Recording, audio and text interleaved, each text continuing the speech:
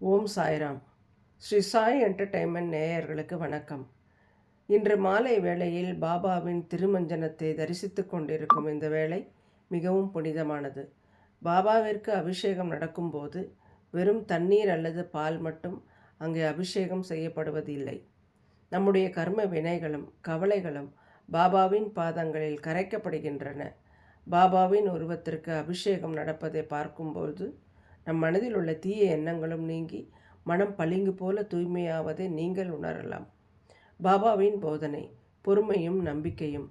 பாபா அடிக்கடி சொல்வார், பொறுமையும் நம்பிக்கையும். இந்த அபிஷேகத்தை பார்க்கும்போது நம்முடைய பிரார்த்தனைகள் நிறைவேற தாமதமானாலும் பாபா சரியான நேரத்தில் நமக்கு நல்ல சிந்தனையே செய்வார் என்ற உறுதியை நாம் வளர்த்து கொள்ள வேண்டும்.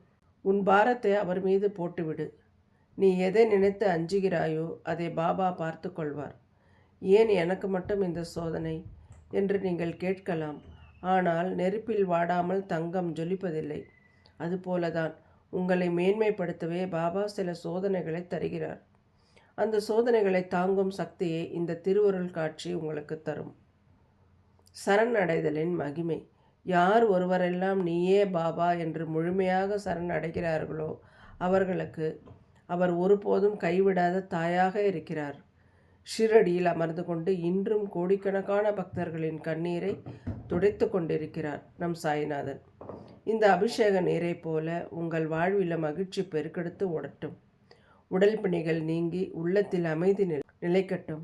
இந்த தரிசனம் உங்கள் வாழ்வின் திருப்பு முனையாக அமையட்டும். இந்த வீடியோ உங்களுக்கு பிடித்திருந்தால் ஓம் சாய்ராம் என்று கமெண்ட் செய்யுங்கள். பாபாவின் அருள் அனைவருக்கும் கிடைக்க இந்த வீடியோவை பகிருங்கள்.